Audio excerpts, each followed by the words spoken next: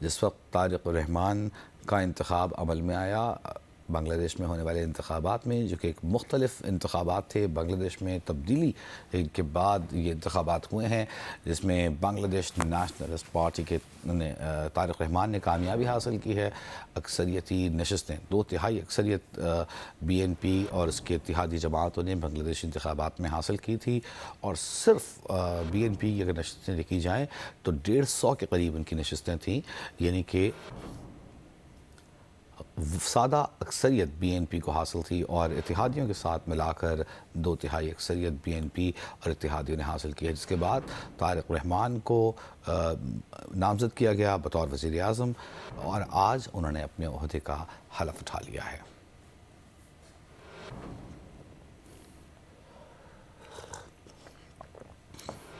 20 نومبر 1965 کو پیدا ہونے والے طارق الرحمن آج بنگلہ دیش کے وزیر اعظم کی حیثیت سے حلف اٹھا چکے ہیں۔ یہ 11ویں وزیر اعظم ہیں بنگلہ دیش کے، اور چیئرپرسن ہیں بنگلہ دیش نیشنلسٹ پارٹی کے۔ پانی پی ٹی آئی کی صحت اور ان کے علاج کے حوالے سے تحفظات کو لے کر پاکستان تحریک انصاف خیبر پختونخوا میں احتجاج کر رہی ہے، جس میں متعدد سڑکیں بند ہیں، لوگوں کو پریشانی کا سامنا ہے، اور یہ سارا معاملہ آج پشاور ہائی کورٹ میں بھی اٹھایا گیا۔ پشاور ہائی کورٹ میں پی ٹی آئی کے احتجاج کے باعث سڑکوں کی بندش کے خلاف کیس کی سماعت ہوئی۔ عدالت نے آج کی سماعت کا تحریری حکم نامہ جاری کر دیا ہے۔ پولیس کو آج ہی ہائی ویز اور تمام سڑکوں پر رکاوٹیں ہٹا کر سڑکیں کھولنے کا حکم دیا گیا ہے۔ دانیل عزیز ہمارے ساتھ موجود ہیں، ان سے تفصیل جانیں گے۔ دانیل، آج کیا کارروائی رہی؟ یہ بھی بتایا گیا کہ ایڈوکیٹ جنرل جو تھے وہ حمایت کر رہے تھے احتجاج کی، جس پر عدالت برہم ہوئی اور کہا کہ آپ پارٹی لائن چھوڑیں، آپ شہری بن کر سوچیں۔ دیکھیے جی، یہ آج پشاور ہائی کورٹ میں جسٹس اعجاز انور اور جسٹس فرح جمشید کی عدالت میں ان درخواستوں پر سماعت ہوئی، اور جس میں ایڈوکیٹ جنرل جو ہے وہ بھی پیش ہوئے۔ پہلے ایڈوکیٹ جنرل جب پیش ہوئے تو ایڈوکیٹ جنرل نے عدالت کو بتایا کہ بانی پی ٹی آئی کی آنکھ کا مسئلہ ہے اور یہ ان کا ہیلتھ ایشو ہے، لوگ جو ہے وہ خود ہی نکلے ہیں، صوبائی حکومت نے ان کو نہیں کہا کہ آپ روڈ جو ہے وہ بند کرے، جس پہ جسٹس اعجاز انور نے برہمی کا اظہار کیا اور کہا کہ صوبائی حکومت کی ریٹ ہونی چاہیے، اور پولیس اور چیف سیکرٹری اور دیگر جو متعلقہ محکمے ہیں یہ ان کی ذمہ داری بنتی ہے کہ وہ سڑک کو کھول دے۔ اور اس پر ایڈوکیٹ جنرل کو یہ بھی بتایا کہ آپ پارٹی کا نمائندہ نہ بنے، عوامی نمائندہ بنے، سڑکوں پر عوام جو ہے وہ پار ہو رہی ہے اور عوام کو شدید مشکلات کا سامنا ہے، ایمبولینسز میں لوگ جو ہے وہ مر رہے ہیں۔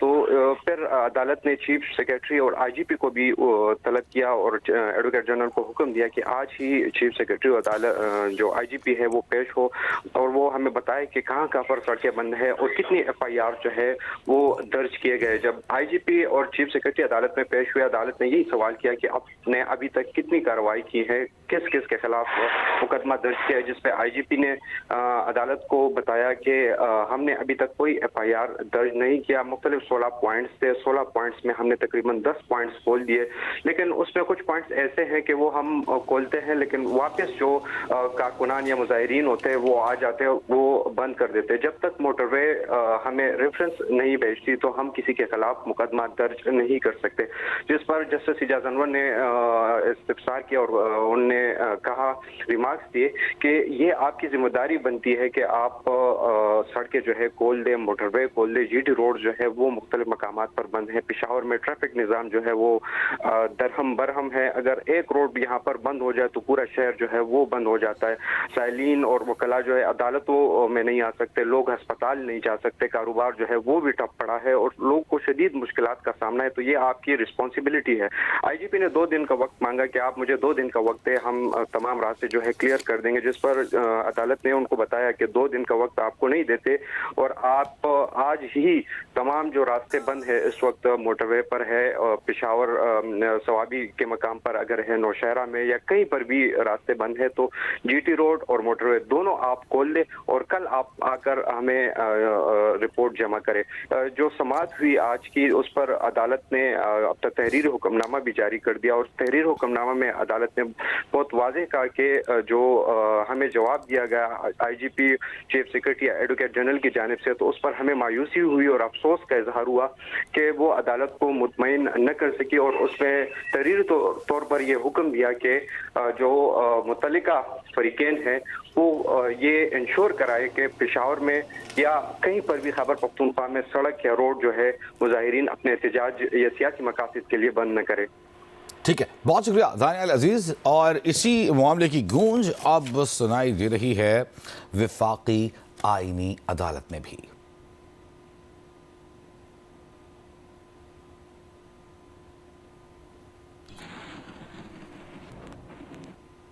وفاقی آئینی عدالت میں خیبر پختونخوا میں سڑکوں کی بندش کے خلاف شہری خواجہ اظہر رشید کی جانب سے درخواست دائر کر دی گئی ہے. تفصیل جانیں گے نمائندہ خصوصی عبدالقیوم صدیقی سے. جی عبدالقیوم صدیقی. جی ہاں وجی، خیبر پختونخوا میں سڑکوں کی بندش کے خلاف شہری ہیں خواجہ اظہر رشید، انہوں نے آئینی درخواست داخل کی ہے کہ کے پی کے کو پی ٹی آئی کارکنوں کی طرف سے جو سڑکوں کی بندش کی گئی ہے اور اس کی وجہ سے ٹریفک میں خلل کا سامنا ہے اور مسافروں، مریضوں، طلبہ، یومیہ اجرت کمانے والوں اور عوام کی عدالتوں تک رسائی جو ہے وہ مشکلات کا باعث بن رہی ہے. اور اس میں یہ موقف اختیار کیا گیا ہے کہ اگر رمضان کے مقدس مہینے میں سڑکیں بند رہیں تو کے پی کے کو ضروریات زندگی کی قلت کا سامنا کرنا پڑے گا. سڑکوں کی بندش سے نقل و حرکت میں مشکلات کا شہریوں کو بہت سامنا ہے اور سڑکوں کی بندش سے جو بین الصوبائی آزادی ہے ایک دوسرے کی نقل و حمل کی وہ متاثر ہو رہی ہے. اور آئین کے آرٹیکل بنیادی جو ہے آرٹیکلز ہیں اس کے تحت نقل و حمل کی آزادی جو ہے وہ بنیادی شہریوں کا فرض ہے. تو لہٰذا فوری طور پر صوبے کی حکومت کو جو ہے وہ یہ حکم دیا جائے کہ وہ خیبر پختونخوا کی سڑکوں کے اوپر عوامی جو رابطہ مسلسل ہوتا ہے اس کو یقینی بنائے. جی ٹھیک ہے، بہت شکریہ آپ کا. ہمارے ساتھ موجود تھے نمائندہ خصوصی جی نیوز عبدالقیوم صدیقی اور بتا رہے تھے کہ اب اس معاملے کو وفاقی آئینی عدالت میں بھی اٹھا دیا گیا ہے کہ رمضان المبارک سے قبل شہر کی بندش سے، صوبے کی بندش سے ضروریاتی زندگی کا وہاں پہنچنا مشکل ہو گیا ہے. اب سے کچھ دیر پہلے وزیر داخلہ محسن نقوی نے ایک پریس کانفرنس کی. اس موقع پر اسی معاملے پر گفتگو کرتے ہوئے وزیر داخلہ نے کہا کہ عدالت کا فیصلہ آ چکا ہے، امن و امان کی صورتحال بہتر بنائی جائے، عدالت کے فیصلے پر عمل درآمد یقینی بنائیں گے. میڈیا سے گفتگو میں محسن نقوی کا کہنا تھا کہ اسلام آباد کے ریڈ زون میں خرابی پیدا کرنے کی کوشش کی گئی. کسی بھی مسئلے کا حل بات چیت میں ہوتا ہے. کے پی کی صورتحال سب کے سامنے ہے، ہر روز کوئی نہ کوئی واقعہ ہو رہا ہے. کے پی حکومت اس پر فوکس کر رہی ہے اور بہت زیادہ فوکس کرنا ہے. پی ٹی آئی کے ورکرز کو سوچنا چاہیے کہ کون لوگ ملک کو ڈیریل کرنا چاہتے ہیں. اب آپ آ جائیں کہ سڑکوں کی بندش پہ آپ آرٹیکل 15 دیکھ لیں، اس میں کیا لکھا ہوا ہے، اس میں کس طریقے سے حکومت کی ذمہ داری بنتی ہے، وہ ساری کلیئرٹی ہے. لیکن چاہے ہاسپٹلز ہوں، چاہے بزنس ہو، چاہے روزمرہ کی زندگی ہو، یہ سب ہماری رسپانسبلٹی ہے. آپ کے سامنے ایک کورٹ کا فیصلہ آ گیا جس میں انسٹرکشن ملی ہے کہ وہاں پہ امن و امان کی صورتحال کو بحال کیا جائے اور جو بھی عناصر ہیں ان کے خلاف کارروائی کی جائے. ہم میک شور کریں گے جو کورٹ کا فیصلہ ہے اس کے اوپر وہ بھی یقینی بنائیں. اور اسلام آباد میں جس طریقے سے آپ کے سامنے کوشش کی گئی کہ اسلام آباد کے ریڈ زون میں خرابی پیدا کی جائے، اگر آپ کو پروٹیسٹ کرنے کا شوق ہے، دھاوا بولنے کا شوق ہے، تو میں تو اس میں بڑا کلیئر ہوں، ہماری ٹیم بڑی کلیئر ہے کہ پھر آپ بول لیں، پھر آپ خود دیکھ لیجئے گا کیا ہوتا ہے. لیکن یہ روز روز کی چیز بالکل مناسب نہیں ہے. جو بھی آپ کے پارٹی کے اندر وہ سیلز موجود ہیں جو یہ کام کر رہے ہیں ان سے خبردار رہیں. وہ آپ کے لوگوں کے دشمن ہیں جو کسی اور عزائم میں اپنی پولیٹکس کرنا چاہ رہے ہیں. داخلہ محسن نقوی نے بانی پی ٹی آئی کی صحت سے متعلق بھی آگاہ کیا کہ معاملے کیسے آگے بڑھے اور ڈیڈ لاک کہاں پیدا ہوا، ذمہ دار کون ہے۔ وزیر داخلہ محسن نقوی نے کہا ہے کہ بانی پی ٹی آئی کی بیماری کو علیمہ خان کیش کرانا چاہتی ہیں، علاج کے لیے منع کر دیتی ہیں۔ علیمہ خان کی وجہ سے ہی بانی کا 3 دن تک میڈیکل چیک اپ رکا رہا۔ محسن نقوی نے کہا کہ کچھ لوگ بانی کی صحت سے زیادہ اپنی سیاست کے بارے میں فکر مند ہیں اور حکومت نے اپوزیشن سے رابطے میں پی ٹی آئی رہنماؤں سے آئی اسپیشلسٹ کے نام مانگے۔ بیرسٹر گوہر کو اڈیالہ جیل آنے اور ان کی نگرانی میں ڈاکٹرز کے معائنے کی پیشکش بھی کی، لیکن علیمہ خان نے پارٹی کے لوگوں کو کہا کہ اگر ہم مان گئے تو یہ معاملہ ڈائی ڈاؤن ہو جائے گا، یعنی معاملہ ختم ہو جائے گا۔ سیاسی لیڈر آن بورڈ ہوتے تھے لیکن علیمہ خان معاملے پر ویٹو کر دیتی تھیں۔ ایک طرف یہ کہتے ہیں کہ ہماری بہت ہمدردی ہے، ہمارا بڑا تعلق ہے اور سارا کچھ ہے، اور دوسری طرف بھرپور قسم کی پالیٹکس اس میں کھیلی گئی ہے۔ ہم اس طرح کی کسی بھی چیز پہ نہ ہم لوگ نہ گورنمنٹ اس کو پولیٹیسائز نہیں کرنا چاہتے۔ جو علیمہ خان صاحبہ ہیں انہوں نے اپنی پارٹی کے لوگوں کو کہا کہ اگر یہ ہم مان گئے سارا کچھ تو یہ ایشو ڈائی ڈاؤن ہو جائے گا۔ انہی کی وجہ سے 3 دن میڈیکل چیک اپ نہیں ہو سکا۔ اگر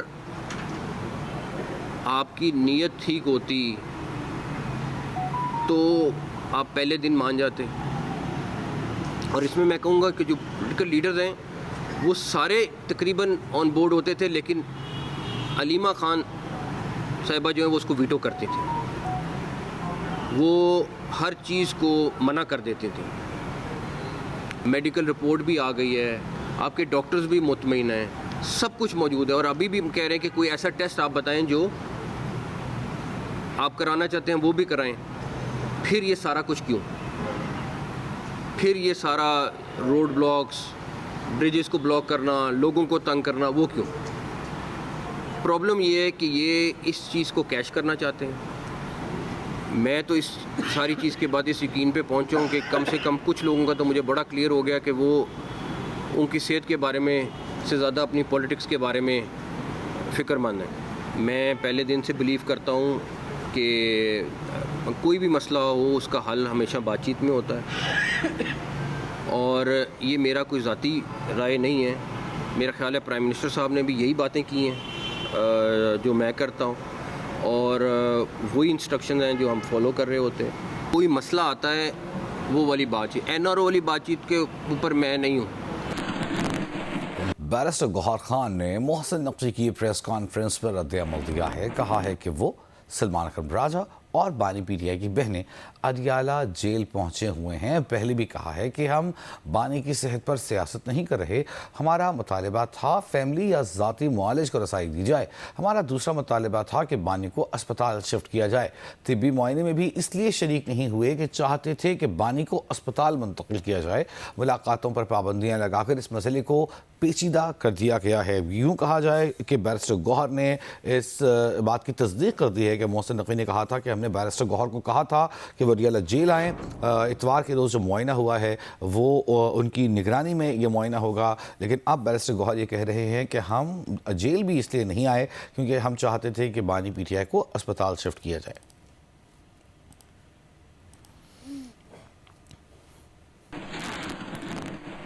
کچھ دیگر خبریں شامل کرتے ہیں۔ سیکیورٹی خدشات کے پیش نظر اڈیالہ کے اطراف سیکیورٹی ہائی الرٹ کر دی گئی ہے۔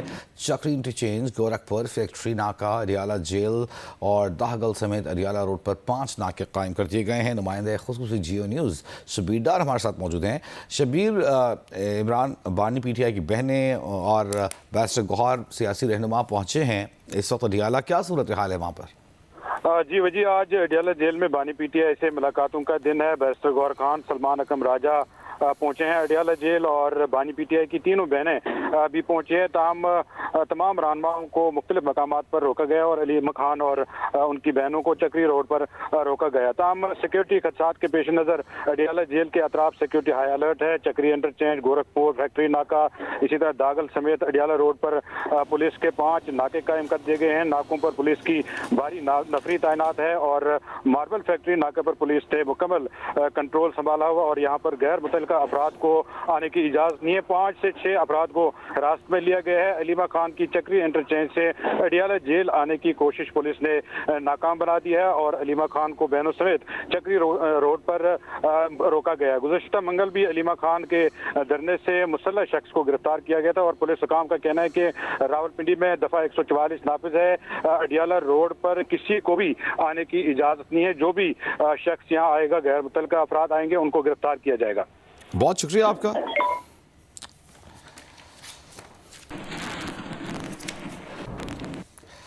और कराची में आज मुख्तलिफ इलाकों में बारिश और झालाबारी हुई। महकमा मौसमियात के मुताबिक सबसे ज़्यादा बारिश जिनाह टर्मिनल पर 20 मिलीमीटर रिकॉर्ड की गई। पापोश नगर में 8.5, यूनिवर्सिटी रोड पर 5.8 मिलीमीटर, नॉर्थ कराची में 2.3, सुपर हाईवे पर 2 मिलीमीटर बारिश रिकॉर्ड की गई। और मौसम का अहवाल बता रही हैं नुमाइंदा जियो न्यूज़ उन्नीबा ज़मीर शाह। जियोनीबा, मगरबी हवाओं के सिलसिले के ज़ेर असर कराची के मुख्तलिफ इलाकों में कहीं हल्की बारिश हुई और कहीं मुतदिल शिद्दत की बारिश हुई है। इस वक्त हम आपको सदर के इलाके से रिपोर्ट कर रहे हैं। गो के शहर का जो जुनूबी हिस्सा है यानी सदर, आइए चंडीगढ़ रोड, क्लिफ्टन डिफेंस, यहाँ पर बारिश अब तक नहीं हो सकी है। बादल ज़रूर मौजूद है लेकिन कराची के कुछ इलाकों में हमने देखा कि अब तक बारिश नहीं हो सकी और लोग बारिश के मुंतज़िर हैं। जबकि कुछ इलाकों में कराची की यालाबारी भी हुई है। यालाबारी क्यों होती है, इस हवाले से माहिरीन मौसमियात बताते हैं कि जब बहुत ही गर्म हवा जिसमें नमी भी ज़्यादा होती है वो ऊपर आसमान की जानिब बढ़ती है तो ये थंडर सेल्स बन जाते हैं और इस हवा में मौजूद जो पानी के कतरे होते हैं उन्हें हवा की तेज़ लहरें बादलों से भी बहुत ज़्यादा ऊपर ले जाती हैं, जहाँ पर दर्जा हरारत बहुत ज़्यादा कम होता है या यूँ कहें कि बहुत ज़्यादा सर्दी होती है, जिसके बायस पानी के ये कतरे जम जाते हैं और नीचे ज़मीन पर बसने वाले यालाबारी की सूरत में इसे इंजॉय करते हैं। कराची में क्योंकि बहुत ही गैर मामूली होता है कि यालाबारी हो तो इसे लोग बहुत ज़्यादा महसूस भी हुए, बहुत ज़्यादा हैरान भी हुए। महकमा मौसमियात के मुताबिक कराची के मुख्तलिफ इलाकों में आज वक्फे से बारिश का इम्कान मौजूद रहेगा। शाम या रात तक बारिश का इम्कान मौजूद रहेगा। बहुत ज़्यादा तेज़ बारिश का इम्कान मौजूद नहीं है, हल्की से मुतदिल शिद्दत की बारिश हो सकती है और इस दौरान कहीं कहीं तेज़ हवाएं भी चल सकती हैं।